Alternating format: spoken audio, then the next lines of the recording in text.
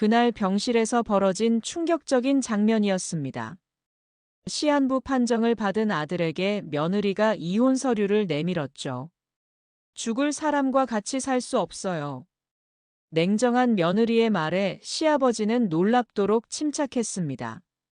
찍어라. 이젠 내 아들 곁을 떠나라. 평범한 청소부로만 보였던 그 노인이 며느리의 인생을 완전히 뒤바꿀 줄은 아무도 몰랐습니다. 과연 이 노인의 정체는 무엇이었을까요? 시청하시기 전에 구독과 좋아요 꼭 부탁드립니다. 새벽 5시 알람이 울리기 전에 김병수는 이미 잠에서 깨어났습니다. 67세의 나이에도 병수의 하루는 언제나 이른 시간에 시작되었어요. 수도권 외곽의 작은 원룸 아파트에서 혼자 살고 있는 병수는 매일 같은 시간에 일어나 하루를 준비했죠. 작은 창문을 열어 환기를 시키고 간단한 세면을 마친 후 그는 아파트 단지 청소 일을 시작했습니다. 병수의 손에 쥐어진 빗자루는 오랜 세월 함께한 동반자 같았어요. 아파트 입구부터 지하 주차장까지 묵묵히 자신의 일을 해나가는 모습에서는 특별한 불만이나 원망을 찾아볼 수 없었습니다. 새벽 공기가 차가웠지만 병수의 얼굴에는 평온함이 가득했어요.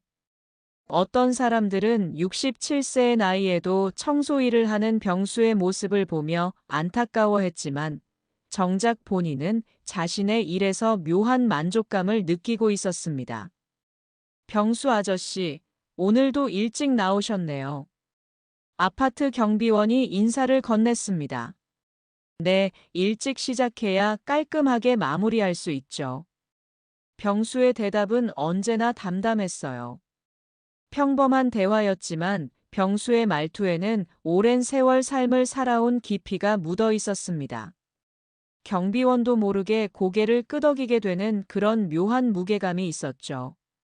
청소를 마친 후 병수는 원룸으로 돌아와 간단한 아침을 준비했습니다. 계란 하나와 김치, 그리고 밥 한 그릇이 전부였어요. 검소한 식단이었지만 병수는 감사한 마음으로 식사를 마쳤습니다. 음식 하나하나를 소중히 여기는 모습에서 오랜 습관처럼 배어든 절약 정신을 엿볼 수 있었어요. 혼자 사는 노인의 식탁이지만 어딘지 모르게 품격이 느껴지는 분위기였습니다. 오전 10시경 병수의 휴대폰에 전화가 걸려왔습니다. 아버지, 아침은 드셨어요? 35세 아들 준혁의 목소리였어요. 매주 주말이면 어김없이 아버지를 찾아오는 효자였죠. 준혁아, 잘 지내고 있니? 병수의 목소리에는 아들에 대한 깊은 애정이 담겨 있었습니다. 전화 너머로 들려오는 준혁의 목소리는 평소보다 조금 피곤해 보였지만 아버지를 걱정시키고 싶지 않아 최대한 밝게 말하려 노력하는 것 같았어요. 아버지, 오늘 오후에 서영이랑 같이 뵈러 갈게요. 장도 좀 봐드리고요. 준혁은 중소기업에서 과장으로 일하며 바쁜 생활을 하고 있었지만 혼자 사는 아버지를 챙기는 것만큼은 절대 소홀히 하지 않았어요. 매주 주말마다 아버지를 찾아와 장보기와 집안일을 도와드리는 것이 준혁에게는 당연한 일이었습니다. 아내 서영도 함께 따라오긴 했지만 서영의 마음속에는 시아버지에 대한 진심 어린 관심보다는 형식적인 의무감이 더 컸어요. 오후 2시 준혁과 서영이 병수의 원룸을 찾아왔습니다. 준혁의 손에는 아버지가 좋아하는 과일과 반찬거리들이 들려 있었어요.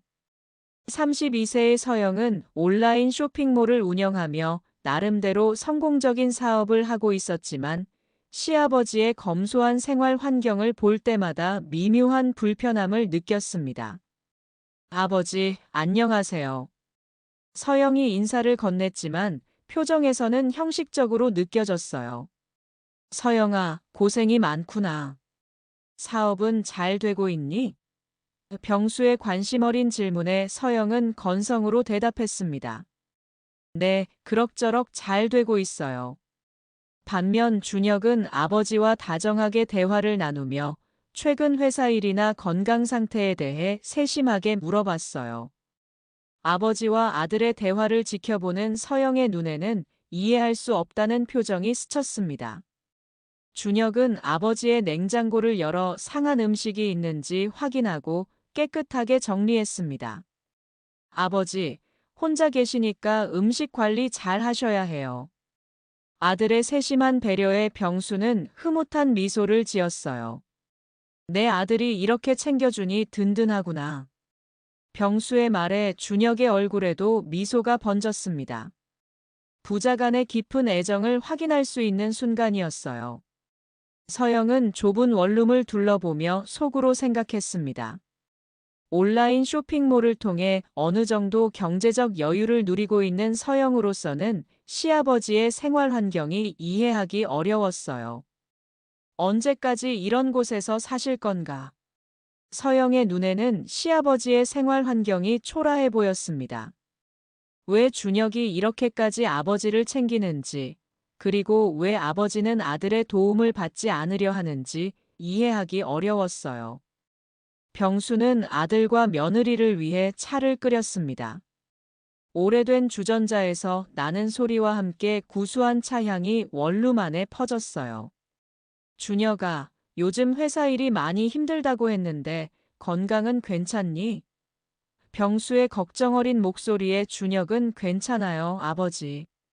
걱정하지 마세요라고 답했습니다. 하지만 병수의 예리한 눈은 아들의 얼굴에서 미묘한 피로감을 포착했어요.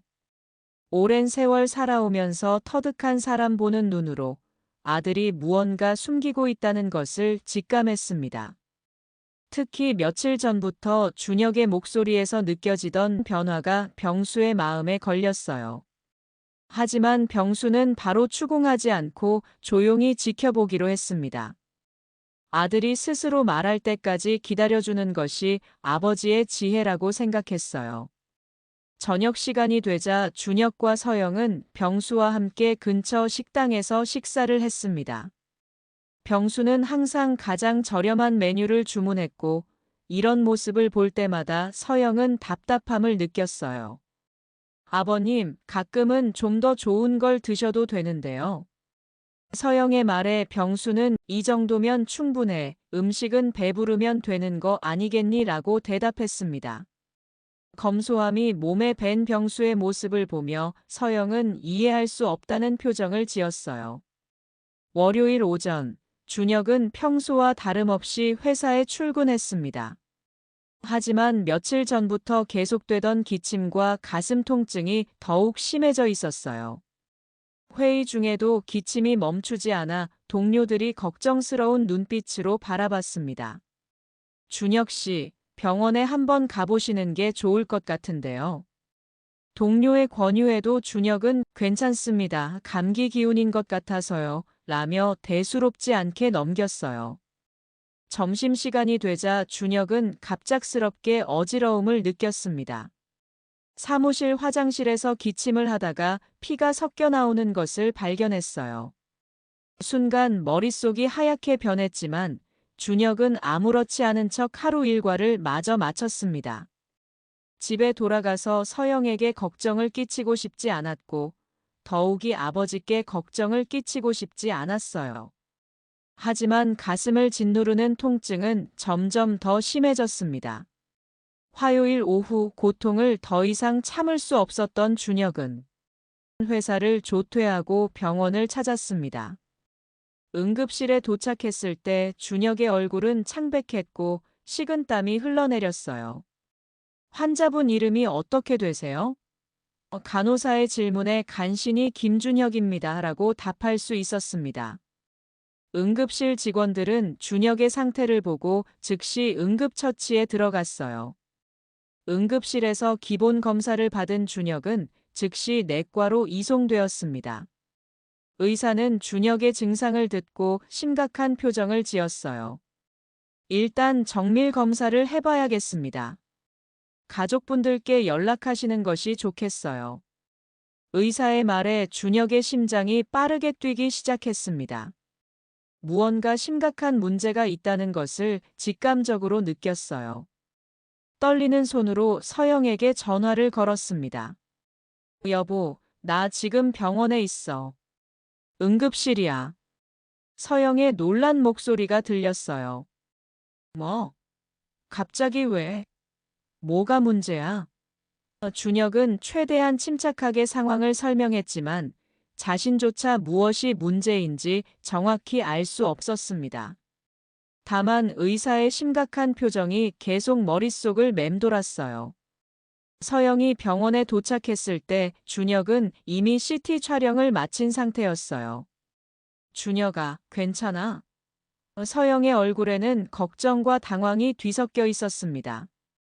하지만 서영의 첫 번째 질문은 혹시 입원해야 하는 거야? 보험 적용은 돼? 였어요.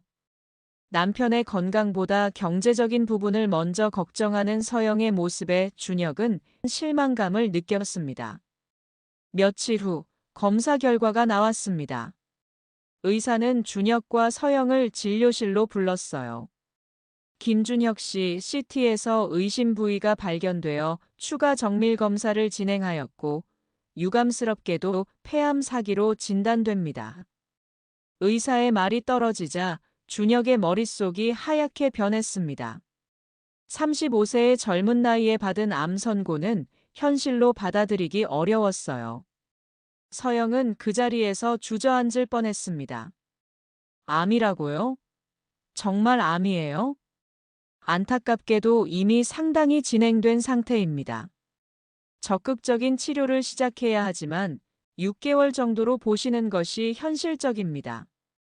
의사의 차분한 설명에도 불구하고 준혁과 서영은 현실을 받아들이기 어려웠어요. 35세의 나이에 마주한 시한부 선고는 너무나 잔인했습니다. 준혁은 아직 젊고 할 일이 많았는데 갑작스러운 암 선고가 모든 계획을 무너뜨려 버렸어요. 진료실을 나온 서영은 복도에서 울음을 터뜨렸습니다. 하지만 서영의 눈물에는 슬픔보다 당황과 절망이 더 컸어요. 어떻게 이런 일이 생길 수가 있어? 우리 계획은 다 어떻게 되는 거야?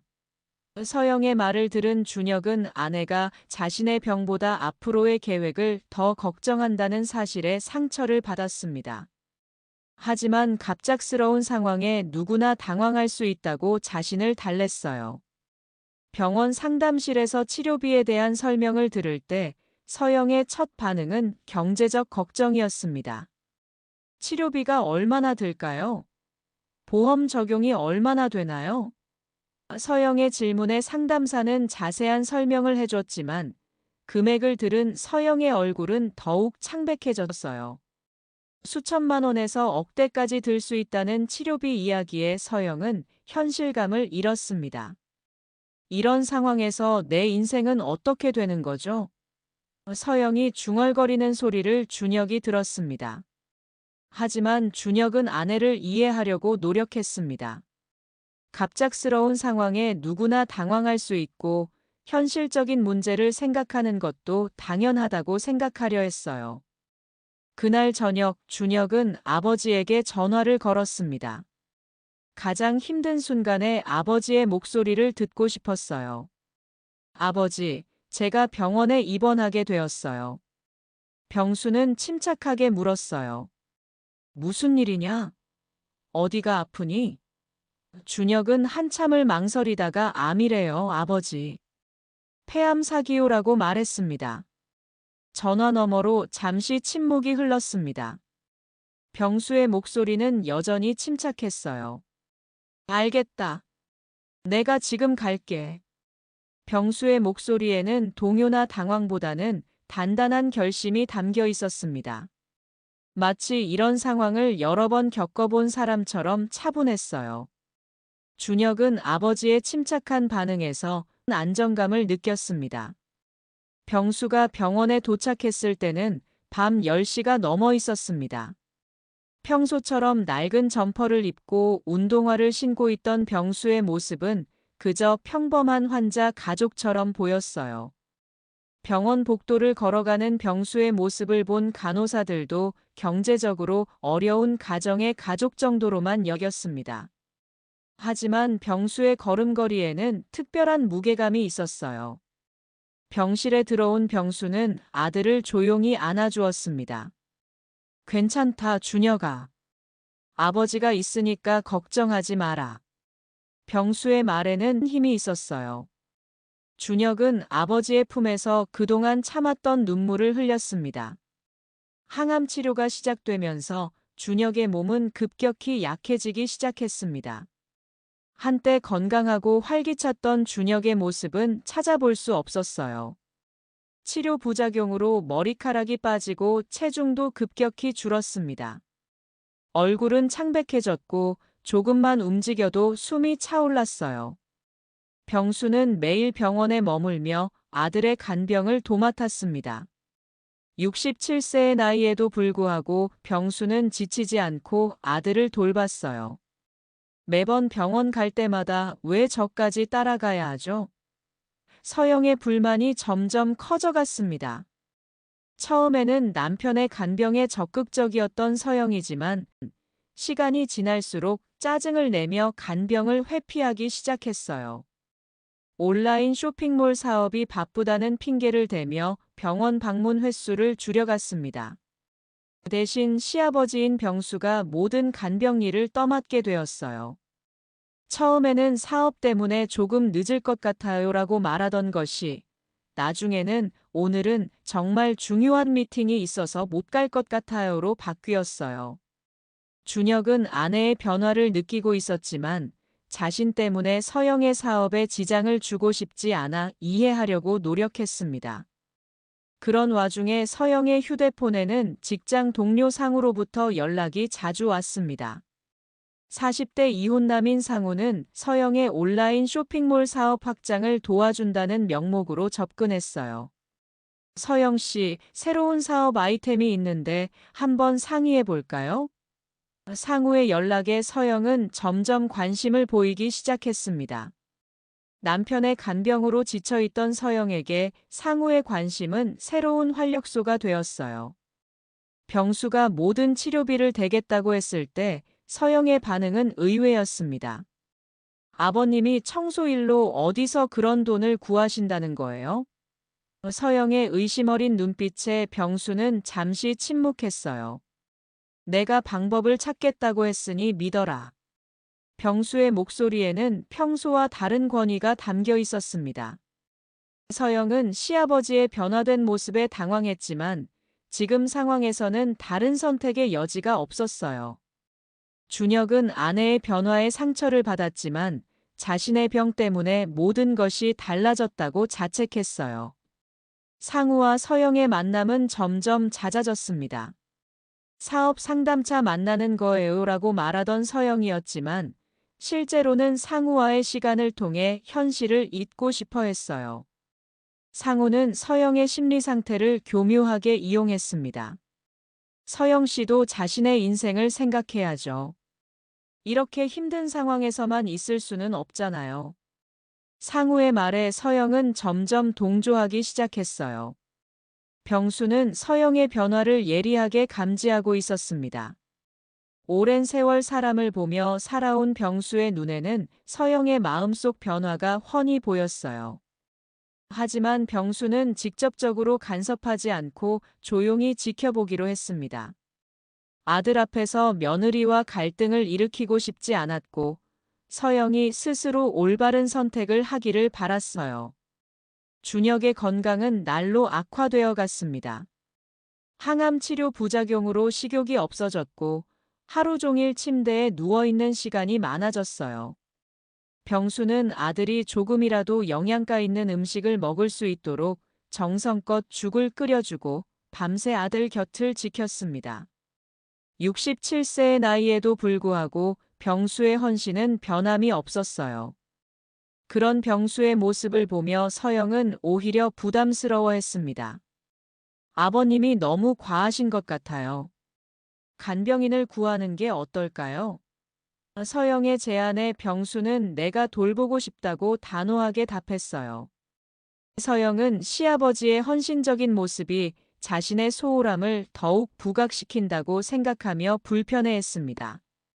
서영과 상우는 더욱 가까워지고 있었어요. 서영 씨 같은 분이 이런 상황에만 매여 있을 필요는 없어요. 새로운 기회도 많이 있고요. 상우의 말에 서영은 점점 현실 도피를 꿈꾸기 시작했어요. 남편의 간병보다는 자신의 미래를 더 중요하게 생각하게 되었습니다. 며칠 뒤 오후 병원에서 만난 간병인 이순자는 병수를 보며 의외의 반응을 보였습니다. 어머, 김 회장님. 아니 아버님이시군요. 이순자가 말을 바꾸는 모습을 본 서영은 의아했지만 깊이 생각하지는 않았어요. 병수는 이순자에게 조용히 그냥 평범한 아버지일 뿐이야 라고 말하며 자신의 정체를 숨기려 했습니다. 준혁의 병원 치료 시간이 길어지면서 서영은 그 시간을 이용해 상우와 몰래 만나기 시작했습니다. 병원 대기 시간이 길어서 근처 카페에 있었어요 라며 거짓말을 하는 서영의 모습에서 죄책감은 찾아볼 수 없었어요. 오히려 답답한 현실에서 벗어날 수 있는 유일한 탈출구로 여기고 있었습니다. 상우와의 만남은 서영에게 새로운 활력을 주었고 남편의 투병 생활과는 완전히 다른 세상을 경험하게 해주었어요. 상우는 서영의 심리를 정확히 파악하고 있었습니다. 서영 씨는 아직 젊고 능력도 있는데 이런 상황에만 매여 있기엔 아까워요. 상우의 달콤한 말에 서영은 점점 빠져들었어요. 자신이 희생양이 되고 있다는 생각이 들기 시작했습니다. 남편의 병은 자신의 잘못이 아닌데 왜 자신의 인생까지 망가져야 하는지 이해할 수 없었어요. 두 사람의 관계는 빠르게 발전했습니다. 사업 상담이라는 명목으로 시작된 만남이 점점 개인적인 만남으로 바뀌어 갔어요. 상우는 이혼 경험이 있어서 서영의 상황을 이해한다며 접근했습니다. 저도 힘든 시기를 겪어봐서 서영 씨 마음을 알 것 같아요. 상우의 위로는 서영에게 위안이 되었고 점점 더 깊은 관계로 발전하게 되었어요. 병수는 서영의 변화를 예리하게 감지하고 있었습니다. 주말에 아들 집을 방문했을 때 서영의 핸드폰에서 수상한 메시지를 목격했어요. 상우로부터 온 오늘 만남 즐거웠어요. 내일도 시간 되시나요? 라는 메시지였습니다. 병수는 그 순간 모든 상황을 파악했지만 아들 앞에서는 아무 말도 하지 않았어요. 준혁을 돌보는 척하면서 몰래 만남을 가지는 서영의 모습은 점점 대담해졌습니다. 준혁이 검사받는 동안 잠깐 나갔다 올게요라며 병원을 나선 서영은 상우와 만나 시간을 보냈어요. 상우는 서영에게 힘든 상황에서 잠깐이라도 휴식이 필요하지 않겠어요? 라며 합리화시켜 주었습니다. 서영은 자신의 행동이 정당하다고 믿기 시작했어요. 서영은 상우와의 미래를 꿈꾸기 시작했습니다. 두 사람은 준혁과의 결혼 생활을 정리하고 함께 새로운 사업을 시작하는 꿈을 꾸기 시작했습니다.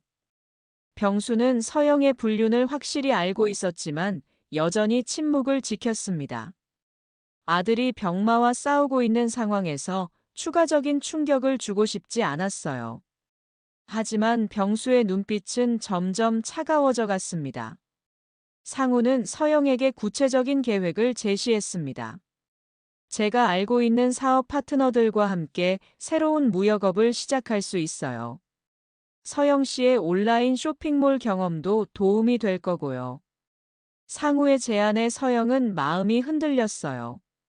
현재의 답답한 상황에서 벗어날 수 있는 기회로 보였습니다. 준혁은 아내의 변화를 감지하고 있었지만 확신할 수는 없었습니다. 병으로 인해 예민해진 상태에서 아내를 의심하고 싶지 않았어요. 서영아, 요즘 많이 바쁜 것 같은데 무리하지 마.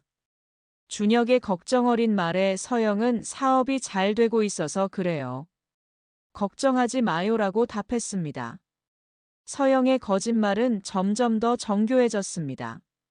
상우와 만나고 온 날에는 새로운 거래처와 미팅이 있었어요. 또는 사업 관련 세미나에 참석했어요 라며 완벽한 알리바이를 만들었어요. 상우도 서영의 거짓말을 도와주며 두 사람만의 은밀한 관계를 발전시켜 나갔습니다. 병수는 모든 상황을 지켜보며 때를 기다리고 있었습니다. 서영이 어떤 선택을 할지, 그리고 상우가 어떤 사람인지 정확히 파악하고 있었어요. 평생 사업을 하며 수많은 사람들을 만나본 병수에게는 두 사람의 계획이 훤히 보였습니다. 3개월간의 항암 치료에도 불구하고 준혁의 상태는 호전되지 않았습니다. 오히려 암세포가 다른 장기로 전이되면서 상황은 더욱 악화되었어요. 의사는 준혁과 가족들을 진료실로 불러 최종적인 진단 결과를 알려주었습니다.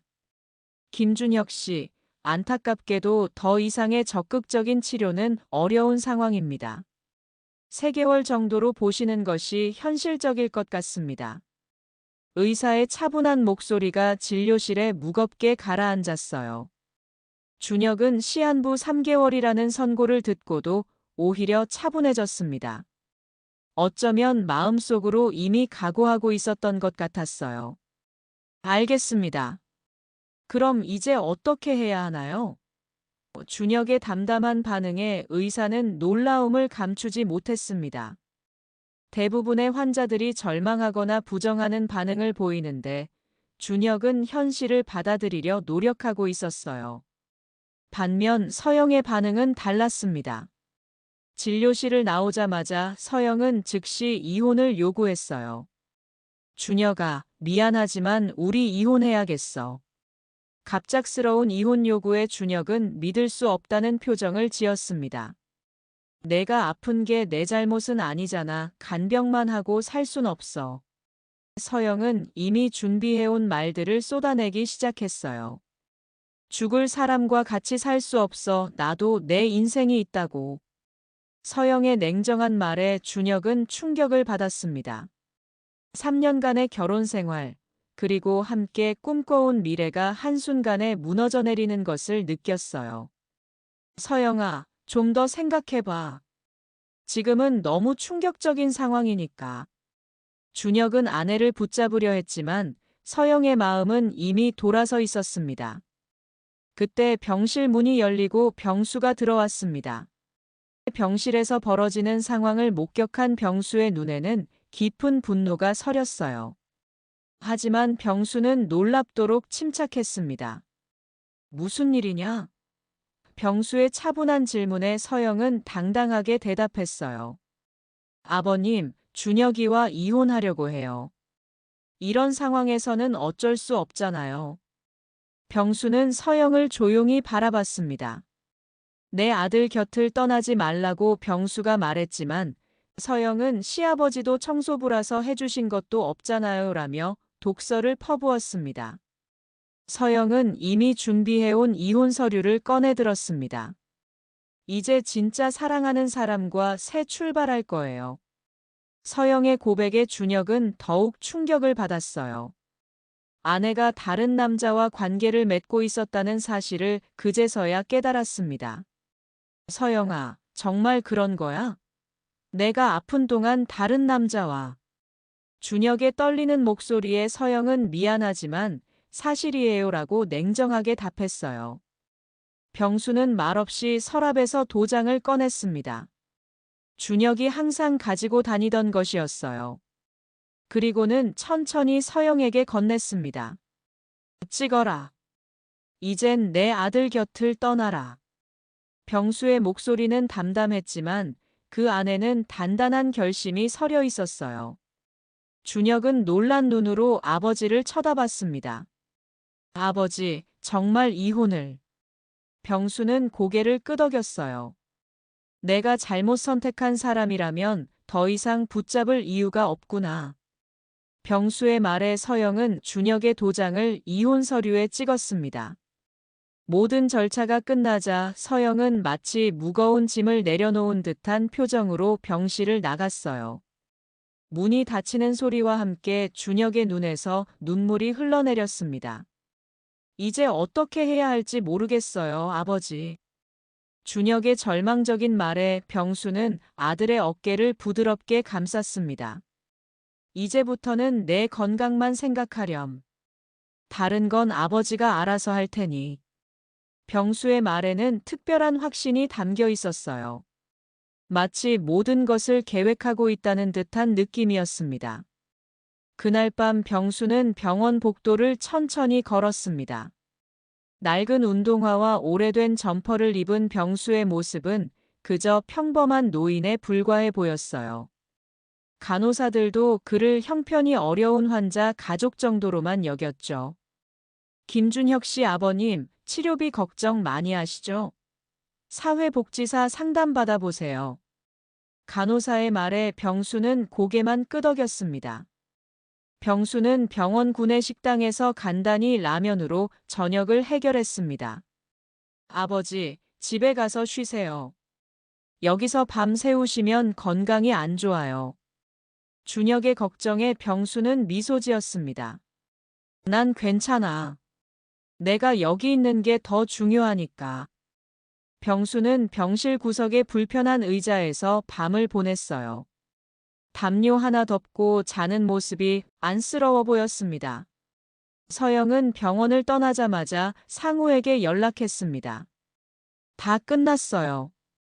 이제 우리 새로 시작할 수 있어요. 서영의 말에 상우는 기뻐했어요.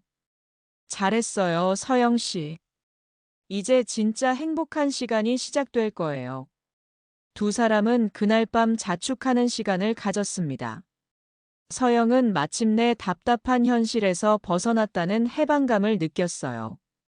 서영과 상우가 이혼 직후 새로운 사업을 시작한 지 일주일 만에 이상한 일들이 벌어지기 시작했습니다.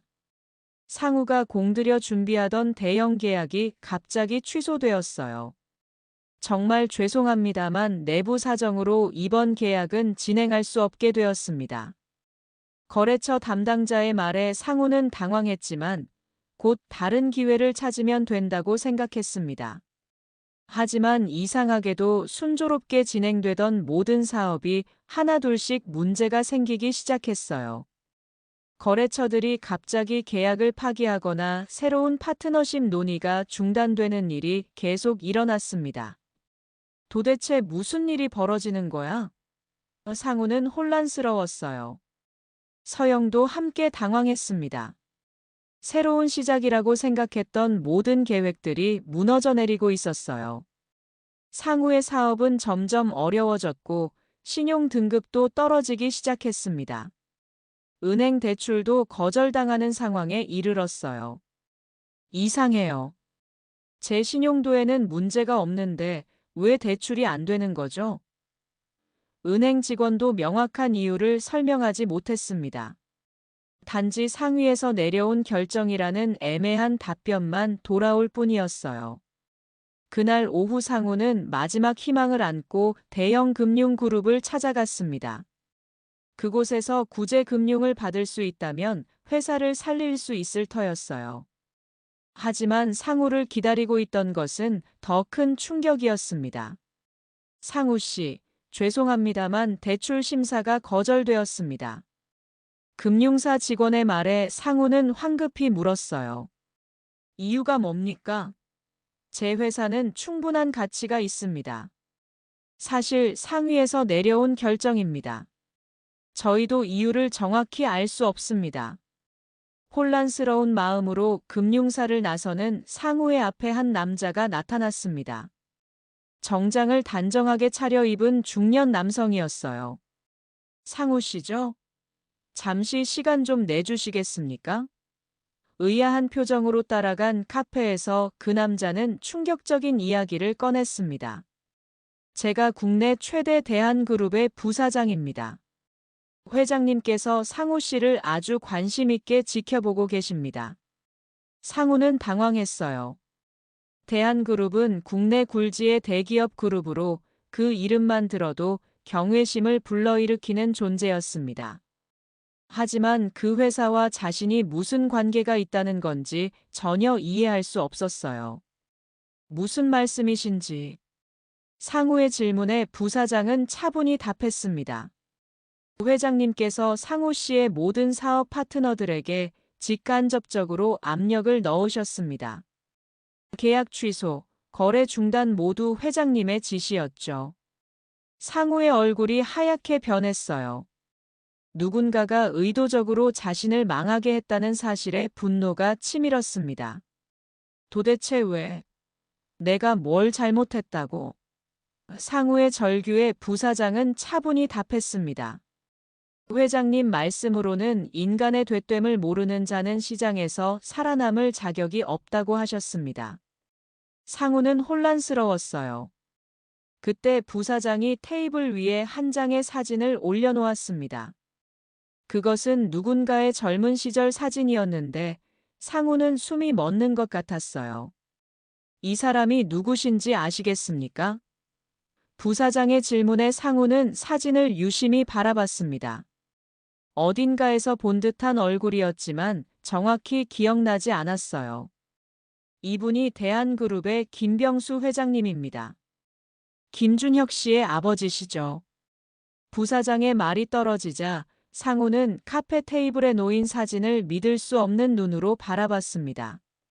그 허름한 옷을 입고 다니던 노인이 그토록 유명한 재벌 그룹의 회장이라니. 상우는 그제서야 모든 상황이 이해되기 시작했어요. 그럼 서영이도 알고 있었던 건가요?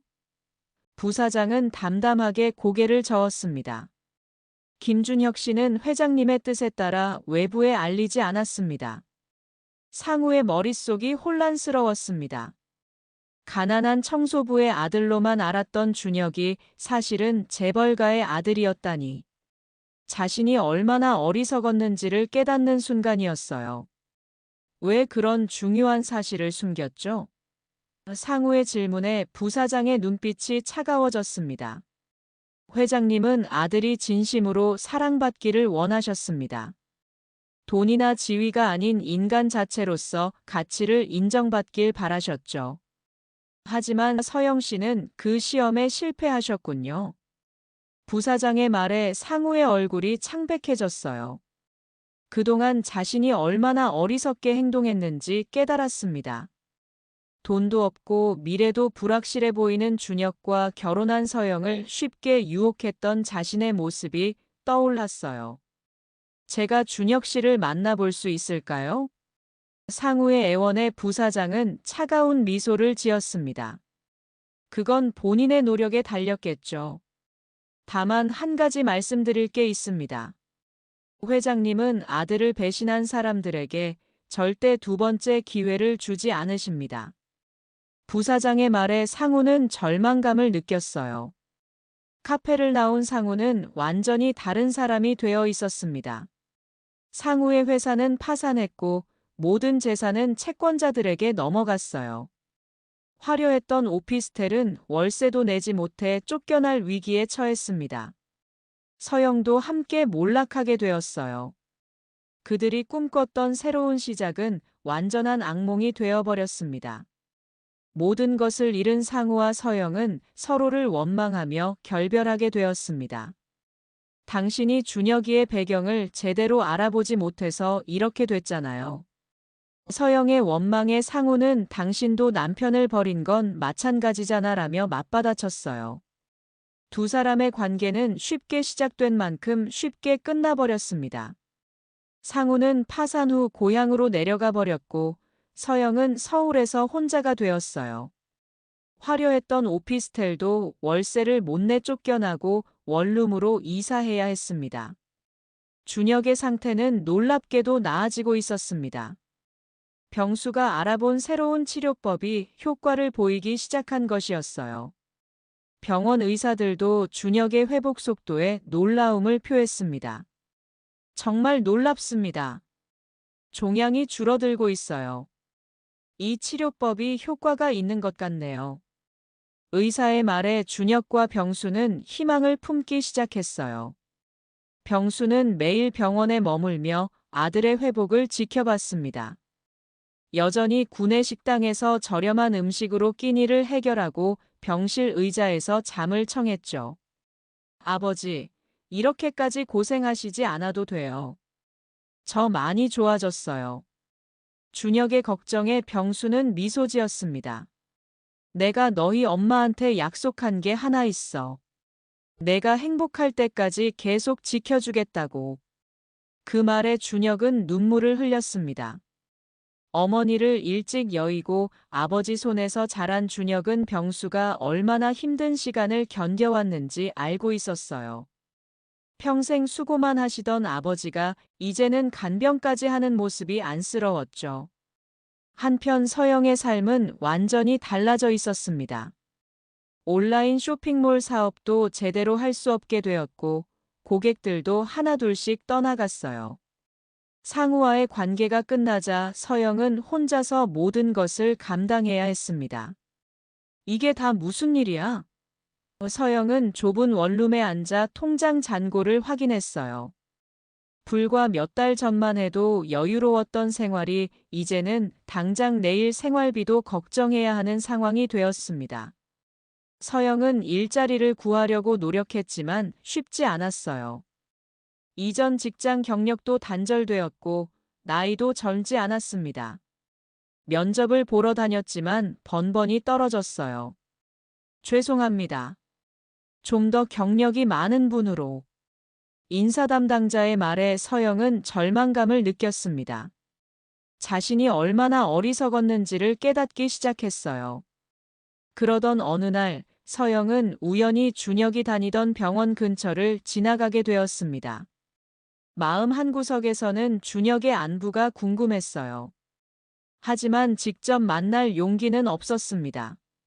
멀리서 병원 건물만 바라보며 서영은 복잡한 마음을 느꼈어요. 내가 정말 바보였구나. 서영은 자신의 과거 행동을 후회하기 시작했습니다. 병원에서 나오는 환자 가족들을 보며 서영은 예전의 자신을 떠올렸어요. 남편이 아플 때 옆에서 지켜줘야 하는 것이 당연한 일이었는데 자신은 그 반대로 행동했습니다. 준혁이는 지금 어떻게 지내고 있을까? 서영의 마음에 미안함이 밀려왔어요. 준혁의 건강은 날로 호전되었습니다. 의사들도 놀랄 정도로 암세포가 줄어들었고 그는 점점 활기를 되찾아갔어요. 결과가 좋네요. 김준혁 씨. 이 속도라면 완치도 기대해 볼 수 있을 것 같습니다. 그 말을 들은 준혁의 눈에 눈물이 고였습니다. 몇 개월 전만 해도 생각할 수 없었던 희망이었죠. 병수는 아들의 손을 꼭 잡으며 미소 지었습니다. 아버지, 정말 기적 같아요. 제가 이렇게 나아질 수 있을 거라고는 생각도 못했어요. 병수는 조용히 말했습니다. 사람의 의지는 어떤 병보다도 강하단다. 내 의지가 일으킨 기적이야. 준혁은 아버지의 말에 깊이 공감했어요. 아버지의 사랑과 헌신이 자신을 살렸다고 생각했습니다. 그러던 어느 날 서영이 용기를 내어 병원을 찾아왔습니다. 초췌한 모습의 서영이었어요. 준혁아. 준혁은 놀란 눈으로 서영을 바라봤습니다. 한때 사랑했던 여자는 완전히 다른 모습이 되어 있었어요.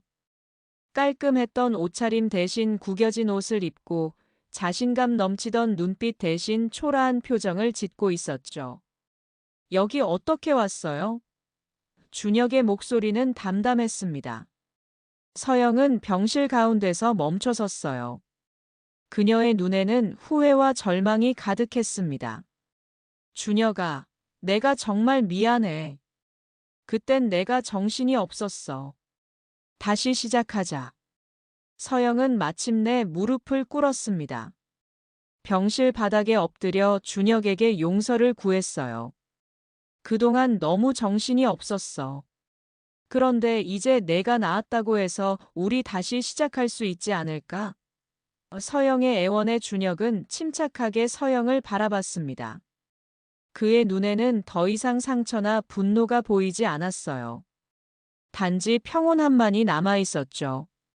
서영 씨, 내 병이 나았다는 소식보다 내 아버지가 누구인지 알게 된 게 먼저였을 텐데요.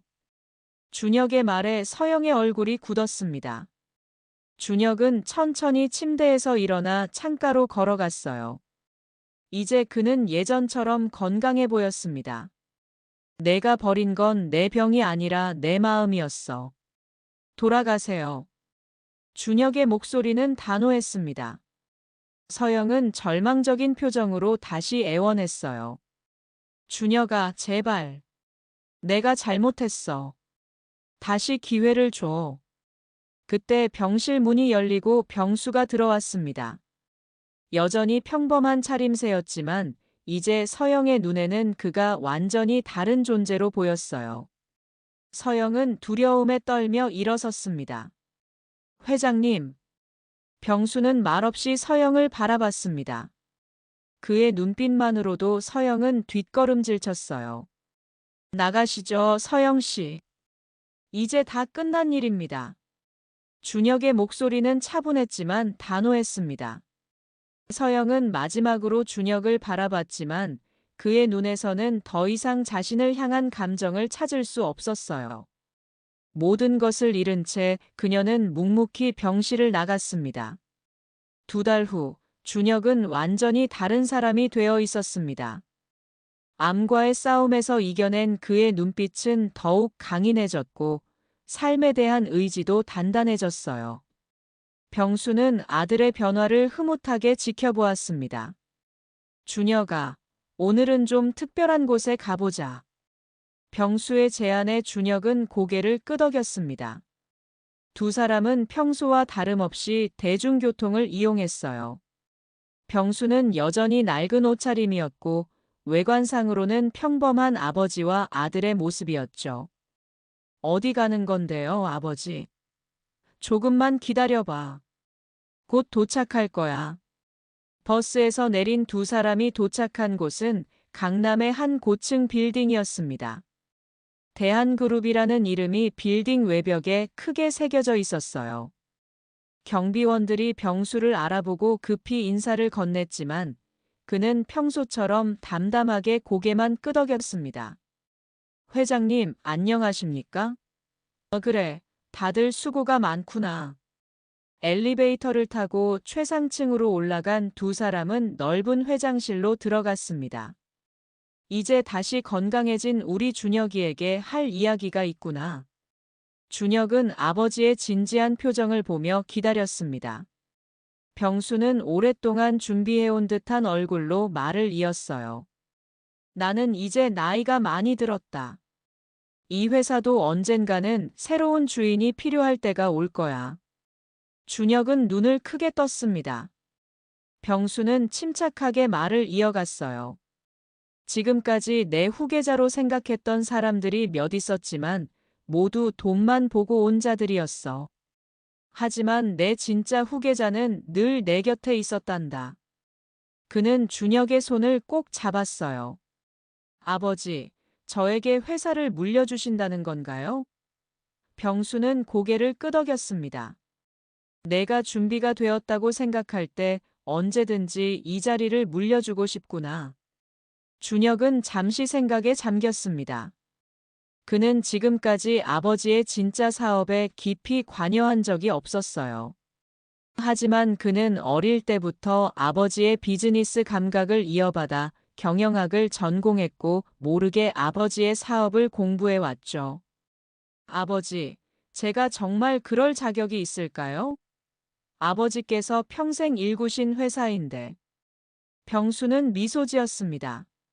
자격이라 서영이 같은 사람은 내 배경만 알았다면 자격 같은 건 따지지도 않고 덥석 물었을 거다. 하지만 내 아들은 다르구나. 준혁은 잠시 침묵했습니다. 그리고 결심한 듯이 말했어요. 아버지, 저에게 좀 시간을 주세요. 제가 진정으로 회사에 기여할 수 있는 방법을 찾고 싶어요. 병수는 만족스러운 미소를 지었습니다. 그것이 바로 그가 듣고 싶었던 대답이었어요. 그래, 서두를 필요 없다. 내가 준비될 때까지 기다리마. 이틀 후 준혁은 병수의 사무실을 다시 찾았습니다. 그의 눈빛에는 확고한 결심이 담겨 있었어요. 아버지, 결정했습니다. 병수는 관심 있게 아들을 바라봤습니다. 준혁은 자신 있게 말을 이었어요. 저는 아버지의 회사를 이어받고 싶습니다. 하지만 한 가지 조건이 있어요. 어떤 조건이지? 준혁은 준비해온 서류 뭉치를 아버지 앞에 펼쳐놓았습니다. 그것은 새로운 사업 계획서였어요. 암을 이겨낸 저로서 사회에 보답하고 싶어요. 대한그룹의 수익 일부로 암투병 환자 지원 재단을 설립하고 싶습니다. 그는 서류를 자세히 살펴보더니 고개를 끄덕였어요. 내 생각이 맞다. 우리가 가진 것을 나눌 줄 알아야 진정한 부자지. 두 사람은 그 자리에서 재단 설립을 위한 첫 발을 내디뎠습니다. 병수는 아들의 결정에 전폭적인 지지를 보냈고, 준혁은 자신의 경험을 바탕으로 암 환자들을 위한 지원 시스템을 구상했어요. 재단 설립 준비 행사장에서 병수는 오랜만에 정장을 차려입고 나타났습니다. 그는 행사장에서 조용히 웃으며 아들에게 말했습니다. 사람을 알아보는 눈은 돈보다 값지단다. 준혁은 아버지의 말에 깊이 공감했습니다. 사람의 진정한 가치를 알아보지 못했던 서영의 선택으로 인해 상처받았지만 그 경험이 오히려 자신을 더 강하게 만들어 주었어요. 아버지, 저도 그 말씀에 동의해요. 앞으로 이 재단을 통해 진정으로 도움이 필요한 사람들에게 손을 내밀고 싶어요. 내가 내 아들이라 정말 자랑스럽구나. 화창한 봄날, 준혁 암투병 환자 지원 재단의 개관식이 열렸습니다. 서울 강남의 아름다운 건물 앞에는 많은 사람들이 모여 있었어요. 언론사 기자들, 의료진 인사들, 그리고 재단의 도움을 받게 될 암 환자와 가족들까지 다양한 사람들이 뜻깊은 자리에 함께했습니다. 준혁은 단정한 정장 차림으로 연단에 올랐습니다. 그의 눈빛은 단호하면서도 따뜻했어요. 암을 이겨낸 경험이 그에게 특별한 사명감을 부여했죠. 여러분, 오늘 이 자리에 함께해 주셔서 진심으로 감사합니다. 준혁의 목소리는 차분했지만 힘이 있었습니다. 그는 잠시 객석에 앉아 있는 병수를 바라봤어요. 아버지는 평소처럼 소박한 미소를 짓고 있었습니다. 저는 전 암 선고를 받았습니다. 그때 저는 모든 것을 잃는 줄 알았죠. 건강뿐만 아니라 사랑하는 사람도 떠나갔습니다. 객석에서 작은 탄식이 들렸습니다. 준혁은 잠시 숨을 고르고 말을 이어갔어요.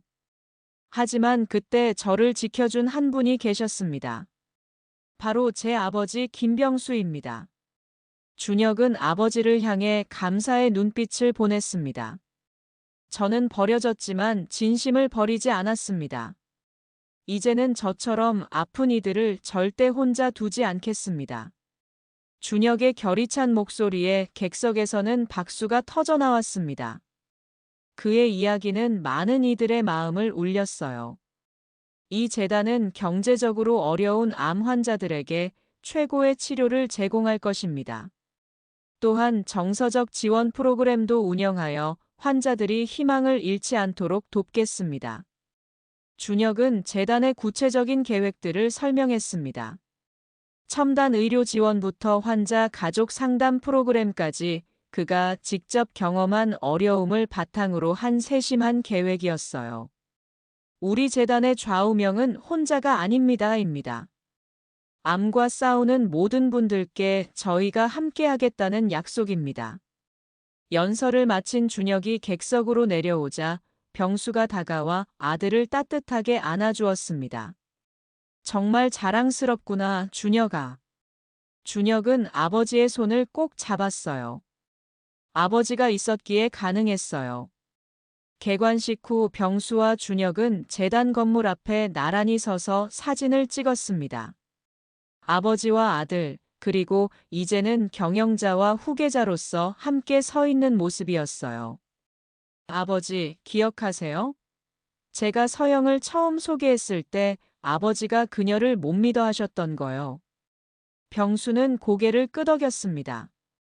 나는 평생 사람을 보는 일을 해왔으니까.